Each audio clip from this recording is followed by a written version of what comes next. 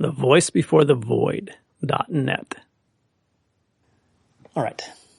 Why We Do Not Behave Like Human Beings by Ralph Adams Cram.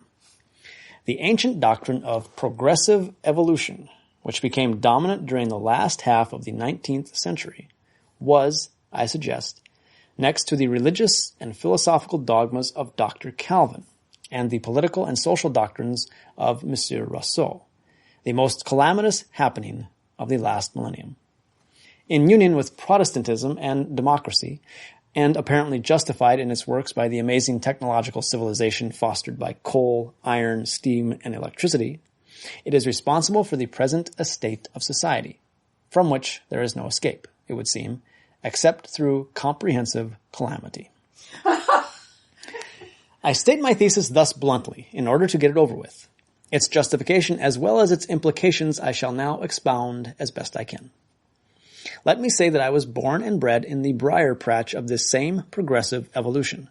By the time I was of age, I had read all of Spencer's synthetic philosophy, as well as the greater part of the writings of Darwin, Tyndall, and Huxley, though, fortunately, I believe, with a strong admixture of Ruskin, Emerson, Matthew Arnold, and Carlyle, the latter group acting as a counter-agent that became operative and dominant after the passage of years. Now, the point I make is that the entire scheme was based on what was then a very partial and limited knowledge of geological, biological, and anthropological facts, and on a particularly faulty deductive process, whereby the nature of man, his period of existence in time and space, his relationship to other forms of life, his inherent potency, and his ultimate destiny were gravely misinterpreted, with the result that during the last century he has been possessed by, quote, delusions of grandeur, unquote, that have made it impossible for him justly to estimate his own acts, to acquire a right standard of values, or consciously to provide against the issue of his own follies and parlous courses. According to the old doctrines of my youth, now showing so thin and threadbare, man was the crown of an immemorial sequence of inevitable and even mechanical development from lower to higher, engineered by myriads of small upward steps from primeval slime through one vertebrate to another, through femur and anthropoid ape to Homo sapiens, Paleolithic and Neolithic man, to the Babylonian, Egyptian, Greek, and Roman, and their successors, ever in an ascending line, to the glorious product of the Victorian era. As there had always the English, of course. As there had always been a constant, though intermittent, upward progress to this delectable event, so, logically, this must continue indefinitely, with an ever-extending horizon of ever-increasing glory and honor. The prospect was alluring, and it is no wonder that it was accepted with avidity. Coming in the midst of a bewildering epoch of discovery, invention, and material aggrandizement, almost, though by no means quite, equal to that we now know, occurred between 4000 and 3500 BC. It gave a cachet of sublimity to events then transpiring and fixed the assurance that, as it was then most erroneously assumed, the Greeks were greater than the Egyptians, the Romans than the Greeks, the Renaissance than Hellenism. They naively slurred over the 1,000 years of Christian civilization as an anomalous retrogression made amends for by the 16th century recovery. Therefore, and inevitably, the new era of Protestantism, democracy, and industrialism must be better than the Renaissance, with God knew what of glory in the proximate future, if only all those things going strong were pushed to the limit, and the old and outworn things relentlessly cast aside. As I say then, this erroneous attitude gave an entirely wrong scheme of evolution. If man was driven irresistibly along an opened course, then as Protestantism must have been better than Catholicism, so an agnostic rationalism must be better still, because it came later in time. Democracy must be better than monarchy, feudalism, or aristocracy, for all men having been created free and equal, the word created was abandoned for the more evolutionary word born, there were no longer degrees of capacity, and the human race now being emancipated, the just plain man was equal to, if not better than, the great few of past ages. The intellectual, spiritual, and aesthetic fields offered some difficulties. Greece was assumed to have surpassed Egypt, of which then little was known, and that quite misunderstood. But Rome was disturbing, and medievalism calamitously retrograde. However, I like that. Calamitously retrograde. However, the Renaissance made certain amends, and after all the difficulty was got rid of by the simple expedient of disregarding those intangible values as of slight or secondary importance, which they must have been since they bore no relationship to current material values, which, again being latest in time, must necessarily be of higher importance. During the first decade of the century, these ideas were in the ascendant. It was the great climacteric of our era of modernism, which actually began not about 1775 with the first mechanical discoveries and technological inventions, but with the emergence of the 3 R's of the turn of the 15th century: Renaissance, Reformation, and Revolution. By some mysterious law of terrestrial life, the rhythm of history beats in great throbs of 5 centuries. You may trace us back in time as far as the Old Kingdom of Egypt.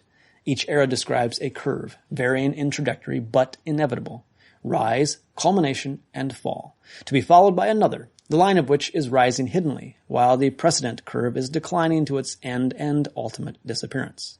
As the trajectory of our own epoch rose as hissingly as a rocket about 1500 to its apogee about 1900, so its fall begins as again a rocket falls, and the first overt showing of this change of direction was the Great War. Since then, and markedly since the armistice, there has been a very striking transformation in the attitude of thinking men towards their own time.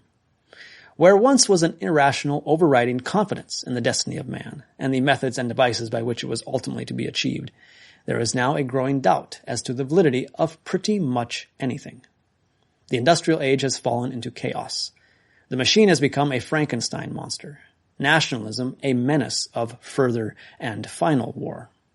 Both domestic and foreign politics come close to being a riot of incapacity, while crime increases and becomes more widespread and intimate. The domestic and social organisms more perilously poised on the rim of dissolution. The intellectual life, compared even to the last half of the 19th century, is arid and sterile, while art has achieved its nemesis in the movies, jazz, modernist architecture, the comic strip, and the subway magazines. As for religion of the Protestant sort, it is fairly well represented by the Methodist and Baptist gymnastics recorded in Mr. Mencken's Americana.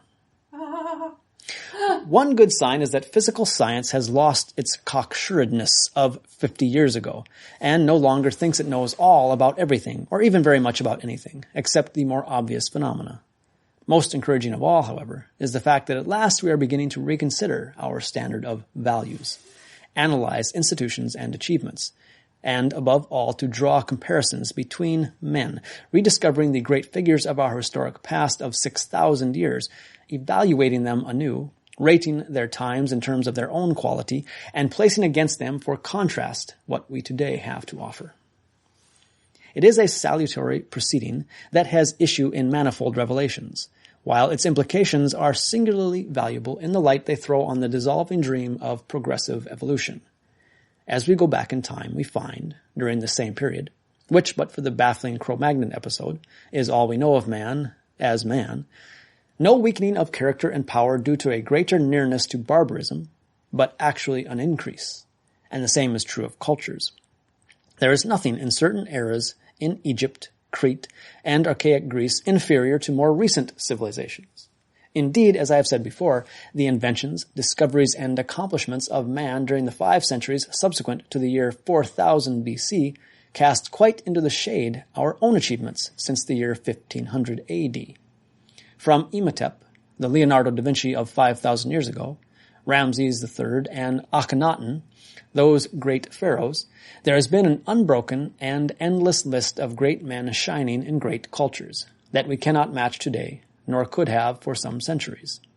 Judged by the character, capacity, and achievements of outstanding individuals, and there is no other way of estimating the quality of any culture, man, 5,000 years ago, stood on as high a level as he has at any time since.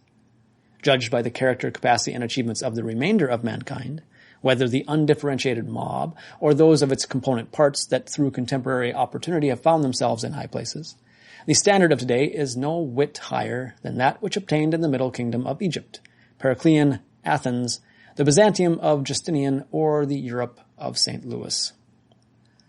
The situation would seem to be something like this. Disregarding for the moment the Magdalenian culture, we find such thousands of years as elapsed between the last ice age and 4,000 or 5,000 BC practically barren, not only of the slightest signs of human evolution, but also of any vestiges of anything that can rightly be called human. Certain mammals of unpleasant habits, indifferently covered with hair and apparently walking about as erect as some of the larger apes, dwelt untidily in caves and fashioned, as their only mechanical device, arrowheads out of flint. They were less ingenious than birds or beavers or bees. They were by no means as attractive or highly developed as the deer or the eagle, and they were most clumsily and ineffectively adapted to environment. They were, in a word, an exceedingly nasty tribe, and they made no progress whatever, so far as their artifacts or interments show. For that space of 10 or 15,000 years, which geologists tell us lasted from the extinction of the Cro-Magnons down to the opening of the Neolithic Age, I contend that these unhandsome and inferior creatures were not men at all, and that if man had existed before, as he undoubtedly had if the Magdalenian culture was really an event of some 20,000 years ago, then man is the product of recurrent intervals of creative vigor in the élan vital, episodes of brief duration with long periods between when man, as man, is non-existent. In a word, then, our own human era had its beginnings in the Neolithic period, say 8 or 10,000 years ago, and after a period of accumulating energy, suddenly burst into complete achievement within a space of a very few hundred years, no more perhaps, than has elapsed in our own case since the landing of the Pilgrim Fathers. And before that, as far back as the last occupancy of the caves of Altamira, there simply was nothing human, just a repulsive type of animal, very inferior to pretty much all the rest of creation. In my youth, the leading parlor amusement was the search for the missing link, i.e., the intermediate stage between man and the anthropoid ape. The frenzied search still goes on, with the discovery now and then of a very incomplete skull, or better still, a small fragment thereof that can be ingeniously extended according to the taste of the restorer, into the semblance of a proof. It will be perceived that I have no confidence in these ingenious inventions. I remember too well the hilarious episode, a year or two ago, when one tooth was discovered somewhere in the wide open spaces of the West, and was officially pronounced by one or more of the more eminent anthropologists to be the long-sought intermediate stage. Shortly thereafter, it developed that the precious tooth came from the jaw of a common or barnyard pig, to the confusion of the savants, but not to their discouragement, for the pathetic search still goes on. Recently, however, the pursuit of the missing cultural link has become as ardent and, if progressive evolution is not to go into the discard, as important as that for the skeletal connection. Thus far, the search is equally vain. In Egypt, Mesopotamia, Chaldea, Crete, excavations and discoveries reveal evidences of the highest culture that goes back in its completeness, and a completeness that in no essential particular falls short of our own, to the solid wall of about 4,000 BC. Back of that, there is nothing. And between the New Stone Age and the culture of the Egyptian Old Kingdom, or of of the Chaldees, there are no intermediate stages of moment, as there are none between the former and the post-glacial animals that preceded them. It would seem, then, that after all, Dr. de Vries is probably right when he claims that the process of evolution and the development of new species is not after the Darwinian fashion, always from lower to higher and by the constant accretion of minute differences, but by what de Vries calls the catastrophic process, the periodical and unaccountable appearance, in the midst of many type forms, of one that is entirely new. In some cases, this new thing reproduces itself true to form, and indefinitely. In others, there is an ultimate reversion to type. One more point in my assembling of raw material, and I will proceed to my deduction, which may, or may not, answer my question as to why we do not behave like human beings. In a special cabled dispatch recently transmitted from England, Sir James Jeans and Sir Arthur Eddington, physicists of unquestioned authority, join in the opinion that recent astronomical discoveries indicate the strong probability that the old timescale must be scrapped, and that, Whereas not so long ago, the age of the universe was counted in probable billions or even trillions of years, now it must be reduced to hundreds of thousands, or at the most millions of years. This is a startling statement, and its implications are obvious and significant. Such a reduction in scale, if proportional, would give the Earth but a brief day of life, the animal kingdom one still more restricted in time, and man himself, well, shall we say, and with due allowance for that older civilization or culture, the last vestiges of which are afforded by the Magdalenian survival, of which the provenance may have been Atlantis, not millions, but some tens of thousands of years. And now what has the bearing of all this tenuous speculation, mine, not that of our distinguished scientists, to do with the question I have posited? Why do we not behave like human beings?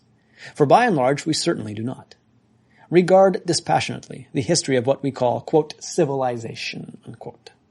So far as we know, which is not far, it was not so bad in Egypt, Mesopotamia, Crete. But as history becomes clearer, so does the evidence of a pretty invincible beastliness. It is a farrago of cruelty, slaughter, and injustice. I have no intention of rehearsing old records. Nero and Genghis Khan and the gangs they led may rest in their unquiet graves for all me, but come down to what are, comparatively, our own times, and call to mind the barbarian invasions of Italy, of northern France, and of England, the wars of religion with the slaughters of Catholics and Protestants, the Inquisition with its auto de fe, the 30 Years' War, and the 100 Years... Second time you got that one today. Yeah, right. Isn't that interesting? The 30 Years' War and the 100 Years' War, the witchcraft insanity, the beastliness of the Peasants' War in Germany, and of the French Revolution, the horrors of the so-called Reformation in England and on the continent, the African slave trade, the debauching of the Negro tribes, the Spanish record in Mexico, Central and South America, with the blasting of Maya and Inca and Aztec civilization, the piracy and brigandage of the 17th century, our own treatment of the Indians, the gross evils accomplished in the South Seas by traders, adventurers, and evangelical missionaries, the ruthless barbarity of the new industrialism in England from 1780 on for 50 years, the record of the Turks in Macedonia and Armenia, the Russian Revolution, gas warfare, and the blind selfishness of advancing technological and capitalist civilization.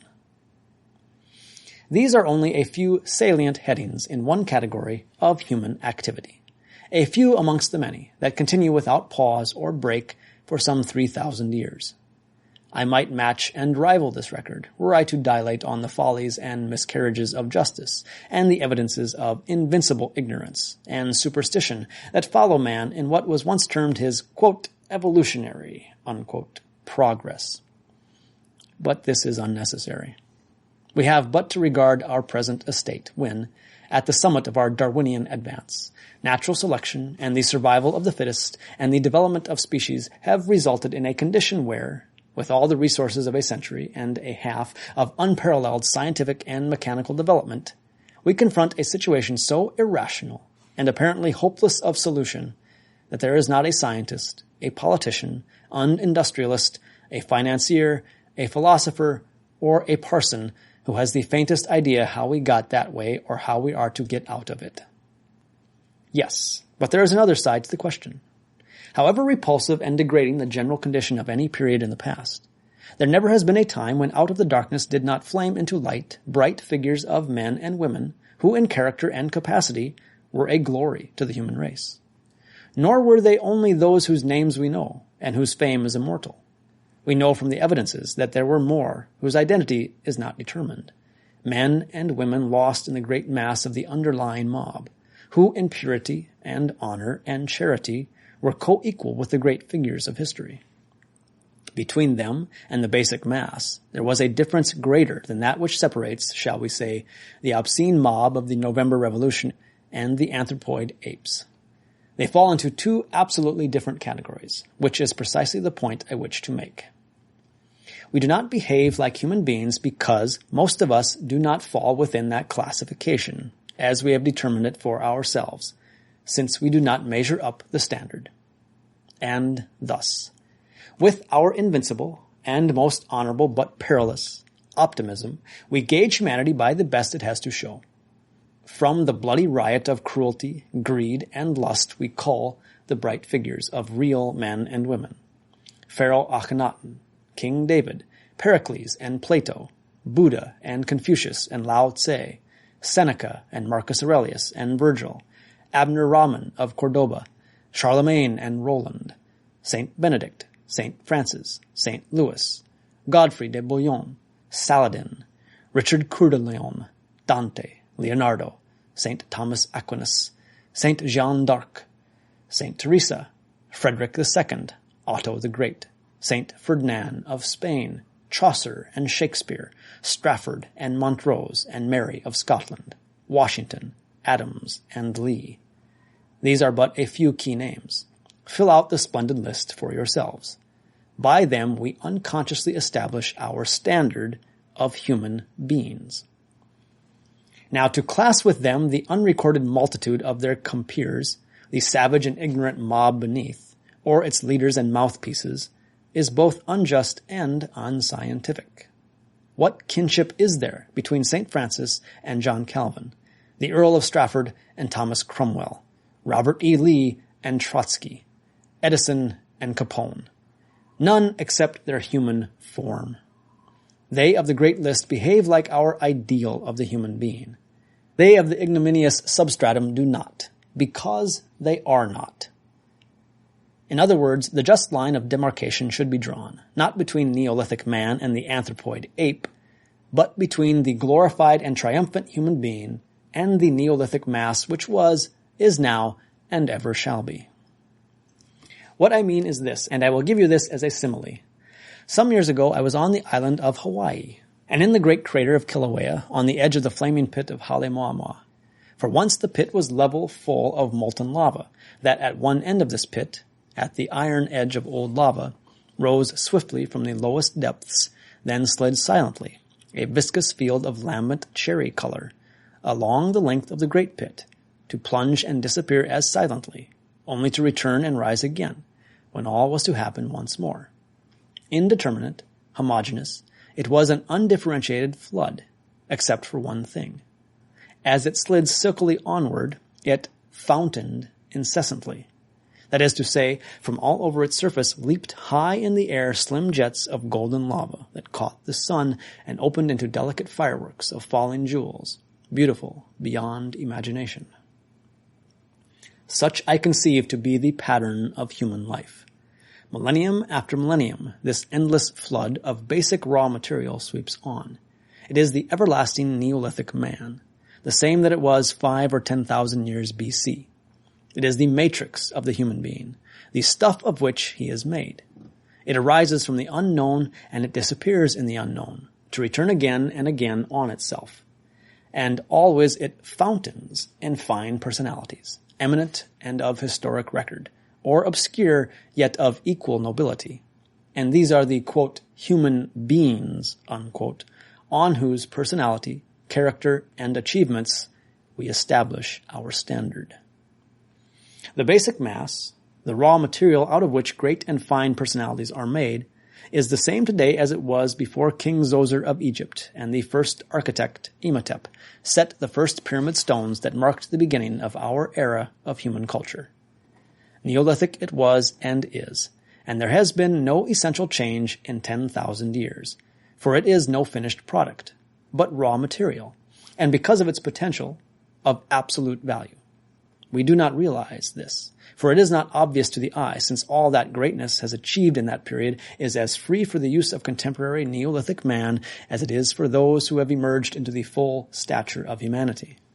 Free and compulsory education, democratic government, and universal suffrage, and the unlimited opportunities of industrial civilization have clothed him with the deceptive garments of equality. But underneath, he is forever the same. It is not until we are confronted in our own time with a thing like the original Bolshevik reign of terror, the futility of popular government, not only nationalist, but as we see it close at home in the sort of men that we choose to govern us in our cities, our state legislatures, the National Congress, in the bluntness of intellect and lack of vision in big business and finance, or when we read Mr. Mencken's Americana, or consider the monkey shines of popular evangelists, comic strips, dance and bicycle and Bible reading marathons, that we are awakened to a realization of the fact that there is something wrong with our categories.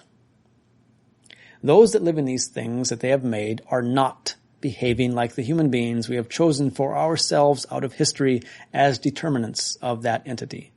And this for the reason that they still are the veritable men of the Neolithic age that no camouflage of civilization can change. Perhaps we have set our standard too high. Perhaps we should, in accordance with the alleged principles of Mr. Jefferson, count the mob man as the standard human being. But since the gulf that separates him from the ideal we have made for ourselves is too vast to be bridged by any social, political, or biological formula, this would force us back on the Nietzschean doctrine of the Superman, which, personally, I reject. It seems to me much more fitting to accept our proved ideal as the true type of human being, counting all else as the potent material of creation. I cannot blind myself to the fact that if what I have said is taken seriously, it will probably seem revolting, if not grotesque, and even impious. I do not mean it to be any of these things, nor does it seem so to me. Put into few words, and as inoffensively as possible, all I mean is that the process of creation is continuous. That as the, quote, first man, unquote, was said to have been created out of the dust of the earth, so this creation goes on today as it ever has. As this same, quote, dust of the earth, unquote, may have been Neolithic, or more probably Paleolithic subman, so today the formative material is of identical nature and potency. But it is still, as then, the unformed, unquickened, primitive, or Neolithic matter. Within its own particular sphere it is invaluable, indispensable. But we treat it unfairly when, through our vaporous theorizing, we are led to pitchfork it into an alien sphere where it cannot function properly, and where it is untrue to itself, and by its sheer weight of numbers and deficiency of certain salutary inhibitions, is bound to negative the constructive power of the men of light and leading, while reducing the normal average to the point of ultimate disaster. If there is any modicum of truth in what I have said, I must leave to you the noting of these implications that must follow in respect to the doctrine and workings of democracy, as these are manifested today in society, politics, and religion. And now, in these last days, we stand aghast at the portent of our own Götterdämmerung, the high gods we had revered and before whom we had made sacrifice of so much of the best we had, show thin and impotent, or varnish in the flame of disaster. Political and social democracy, with their plausible devices and panaceas, popular sovereignty, the Protestant religion of the masses, the technological triumphs that were to emancipate labor and redeem the world, all the multiple manifestations of a free and democratic society fail of their predicted issue, and we find ourselves lapped in confusion and numb with disappointment and chagrin. I suggest that the cause of comprehensive failure and the bar to recovery is the persistence of the everlasting Neolithic man and his assumption of universal control. What date? 1932. Yeah. That sounds about right. Yeah, No, it's post-World War I whinging. yeah, exactly, yeah. Whinging. Well, no, he's responding to the whinging, right? Like everyone else is whinging and saying like... he's whinging too. Yeah, I understood that, yeah, that's that everybody who has any thought on the matter, sees us as having these horrible problems and no way out, and then he's explaining why. Well, there's no way out? There's no way out, and yeah, it's fine. Because we're always going to we're not actually human beings. Except for those... although he holds that some are by virtue of their superior intellects and their high moral codes, which God knows where those come from. But anyway, and he's holding himself up as the person who gets to decide, or a representative of I'd assume the decision making process about what's good and what's not. And some of the comparisons he was making there, I was wanting to pop up and say, no, that one doesn't belong there, and that one doesn't belong there. Yeah, but also he's working off of the the ideas of the time. True. very much which true. would place I'm them not there. Sure Yeah. how he got Mary of Scotland in with the brilliant humanist, though, because she was one big screaming fuck up. Yeah, he sounds Catholic, doesn't he? Does. Yeah. He does. Yeah. Which would kind of explain that. Yeah, It's interesting, though. Definitely. there's thought there. It's completely interesting point of view. It's completely interesting to think about it. It's interesting, like, what say physicists coming up with only a few million years for the age of the universe. That was, okay. 25 billion, guys. Yeah, as you said, like, they knew that, and then it must have been just a couple guys saying, no, you guys are wrong. Which there have always been a couple guys saying probably didn't last more than a few days, but yeah. Whenever he wrote this essay, yeah. But, if he were indeed Catholic, he would have some interest in not having them be right, although the Catholics did not necessarily dispute the scientific age of the universe. They just want it to have happened in their way.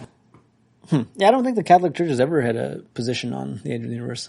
Oh, yeah, they have. No. There were people who've drawn up, but I don't think anything has ever come officially down from, like, the hierarchy. Well, I suppose. It was a Catholic, I think, Irish person who figured out, it's only 6,000 years old.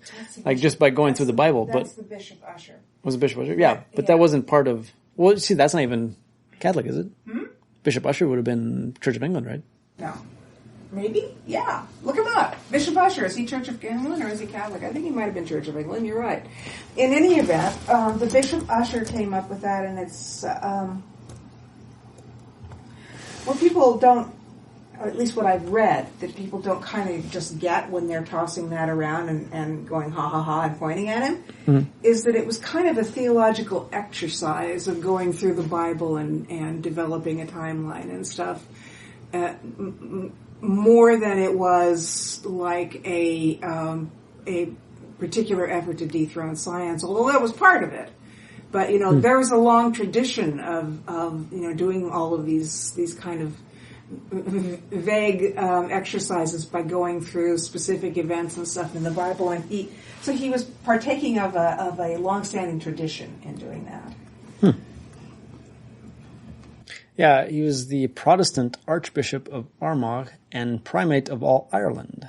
Well, there you go. All right, so he wasn't. He wasn't Catholic. Church of England, eh? Okay. And I guess that Galileo wasn't forced to recant on any age of the universe stuff. It was the heliocentricity that he got in trouble about, and imperfections on the face of Jupiter. So you do that thing with your mouth. Just like you, only louder. So there's a rebuttal from Harper's. In an essay called Why We Do Not Behave Like Human Beings, Mr. Ralph Adams Cram sets forth the thesis that the vast majority of us do not behave like human beings because we are not. Yeah. The great 19th century doctrine of progressive evolution, which makes Homo sapiens the crowning glory of creation, is baseless. Evolution does not work that way, but is catastrophic rather than progressive. Homo sapiens is a zoologist's classification, not a psychologist's. From the latter standpoint, most members of Homo sapiens are not human beings at all. The human being is an occasional product, whereof the mass of Homo sapiens is merely the raw physical material. Psychically, this mass is not differentiated in any essential respect from certain classes in what we call the lower orders of creation, and has not undergone any essential change since the Neolithic period. Except for certain camouflages, and certain proficiencies acquired chiefly in a mimetic way, it is precisely what it was 10,000 years ago. It is today, as it was then, merely the basic raw material out of which, by some process as yet undetermined, the occasional human being is formed as a species which is psychically distinct from that of his zoological fellows. It may be said that while Mr. Cram is a great authority... That's a real good summation. Yeah. It may be said that while... yeah. While Mr. Cram is a great authority on architecture, he is not an authority on these matters, and is therefore not in a position to overmuch serious attention to what he says about them. That I don't agree with that. Doesn't matter if he's an authority or not. Like, the ideas are what matter. And if the ideas are interesting, then they're worth, thinking about. This might all be... Science has a kind of a long tradition about making fun of people who cross disciplines. Yeah, well, this isn't... Very much poo-pooed in science. This isn't science, this is Harper's. But they're in that tradition of saying that's not where your area of expertise is, so shut up. I don't know if that's just science or if that's just rhetoric entirely. It's the appeal to authority, in the same way if someone doesn't have authority, then you attack it on that. But that's a logical fallacy because authority does not determine the value of the or validity of the ideas. This might be all very well if he stood alone, but he does not stand alone. Other writers have lately put out the same idea independently. If true, it is the most important news that has come before the world since the Middle Ages. Are we, or are we not, right in accepting the purely zoological classification of human beings? Are we, or are we not, right in assuming that every member of Homo sapiens is a man? This is the question that I think should engage the profound consideration of anthropologists and psychologists, for the answer to it seems to me to go to the root of our entire system of values, moral, political, and social. A few months ago, I published anonymously some different speculations about the nature of man, and this brought me from Dr. S.D. McDonnell his remarkable book called Immortability. Dr. McConnell is one of the ablest men in America, and has put in an uncommonly long lifetime on the study of his subject. He has apparently trued up his work by every available kind of special authority. And as far as I can see, it is thoroughly scientific in spirit as well as in form. At the outset, he lays down the exact foundational thesis that Mr. Cram has laid down in his essay. Quote, "It has been generally taken for granted that man occupies a unique and solitary place at the head of the ranks of living creatures, with an unpassable chasm between him and them. For the naturalist, this is satisfactory, but for the psychologist, it is wholly misleading. Psychic phenomena disregard it entirely. The classification is determined by physical data solely.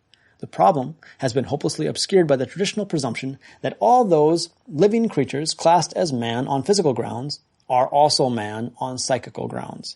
The broad lines of demarcation which mark off species from species as to physical structure and function do not at all coincide with the path by which mental evolution has climbed. The point will be found not at that which separates man from brute, but at that which separates one kind of man from the rest." Again, in another place, Dr. McConnell says, "There are psychic relations between man and animal, even more intimate and real than the physical connection of man with man. Measured by psychic standards, the interval between the lowest man and the highest man is 100-fold greater than that between the lowest man and the brute." Meanwhile, 3,000 miles away, the Spanish philosopher Ortega y Gasset writes a brilliant book called The Revolt of the Masses, which, to me at least, is quite unintelligible on any other assumption than that a portion of the human race is psychically a distinct species, answering only physically to the zoological classification of Homo sapiens. It goes on, that's just the beginning. Right. Interesting. So this was an idea, apparently, in the early 30s. I haven't heard much about it. No. I get what they're saying, but to me it almost seems like a tempest in a teapot. As in? It's all wordplay. Oh, yeah. No, I'm more human than you are. And yeah. As proof of that, I offer the fact that I understand what I'm saying and you don't. What do you mean? The self-servingness of it. As proof of my exalted humanity, I offer the fact that I understand what I'm saying and you don't. You mean that's the argument? It sounds like the argument. That's pretty tidy. Yeah. I mean, it's... The Revolt of the Masses, La Rebelión de las Masas, people were awfully afraid of the masses back then. Is a book by Jose Ortega y Gasset. It was first published as a series of articles in the newspaper El Sol in 1929 and as a book in 1930. In this work, Ortega traces the genesis of the mass man and analyzes his constitution en route to describing the rise to power and action of the masses in society. Ortega is throughout quite critical of both the masses and the mass men of which they are made up, contrasting noble life and common life, and excoriating the barbarism and primitivism he sees in the mass man. He does not, however, refer to specific social classes, as has been so commonly misunderstood in the English-speaking world. Ortega states that the mass man could be from any social background, but his specific target is the bourgeois educated man, the señorito satisfecho, satisfied young man, or Mr. Satisfied. The specialist who believes he has it all and extends the command he has of his subject to others, contemptuous of his ignorance in all of them. Ortega's summary of what he attempted in the book exemplifies this quite well, while simultaneously providing the author's own views on his work. In this essay, an attempt has been made to sketch a more certain type of European, mainly by analyzing his behavior as regards the very civilization into which he was born. This had to be done because that individual does not represent a new civilization struggling with the previous one, but a mere negation. Quotes, as they say in the United States, to be different is to be indecent. The mass crushes beneath it everything that is different, everything that is excellent, individual, qualified, and select. Anybody who is not like everybody, who does not think like everybody, runs the risk of being eliminated. And it is clear, of course, that this everybody... This is a Western concept, though. This is a Western concept. What do you mean? What do you mean, Western concept? That individuality is a good thing. Oh, sure, yeah. Yep. And it is clear, of course, that this everybody is not everybody. And that's what I can't say that I'm not like violently disagreeing or anything like that. I'm not knowledgeable enough, I think, to hold this is the first I've heard of this. But my kind of gut level reaction is that it kind of creeps me out because it sounds just like more of what we as Westerners always do, which is to make ourselves the measure of man. Mm-hmm.